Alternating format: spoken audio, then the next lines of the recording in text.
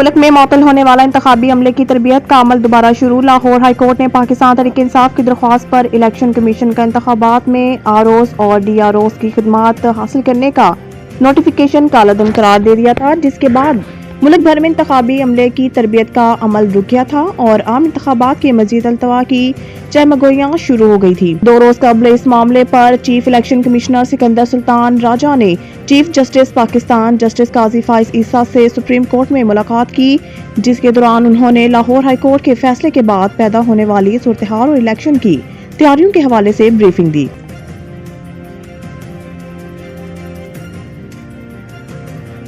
آصف زرداری کی governor house کے پی میں پارٹی رہنماؤں سے ملاقات، اندرونی کہانی سامنے آ گئی۔ صدر علی آصف زرداری نے گورنر ہاؤس میں گورنر کے پی غلام علی سے ملاقات کی، جس میں پیپلز پارٹی کا وفد اور JUI پے کے رہنما بھی موجود تھے۔ ملاقات میں صوبے کے سیاسی معاملات پر تبادلہ خیال کیا گیا۔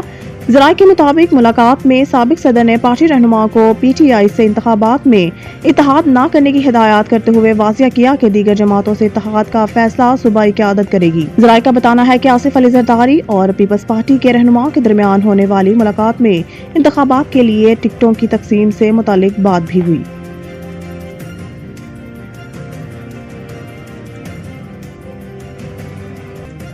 کوئی آپ کو لائے اور آپ اس کی نہ سنیں تو نتیجہ PTI کی صورت میں سامنے ہے۔ پرویز خٹک کا کہنا تھا کہ آپ سارا وقت کسی سے اپنی خدمت نہیں کروا سکتے، کچھ سننا بھی پڑتا ہے، فیصلے یک طرفہ نہیں ہوتے، لیکن خان صاحب اپنی مرضی کرتے تھے اور کسی کی رائے نہیں لیتے تھے۔ پرویز خٹک کا کہنا تھا کہ جنرل ریٹائرڈ بانی PTI کے اچھے تعلقات تھے، وہ جنرل فیض کو سپورٹ کرتے اور ان کی مدد بھی کرتے تھے۔ پرویز خٹک نے کہا کہ عمران خان اسٹیبلشمنٹ کے ساتھ بھی ایسا ہی کرتے تھے، لیکن کوئی آپ کو لے کر آئے اور آپ اس کی نہ سنیں تو نتیجہ آپ کے سامنے ہے۔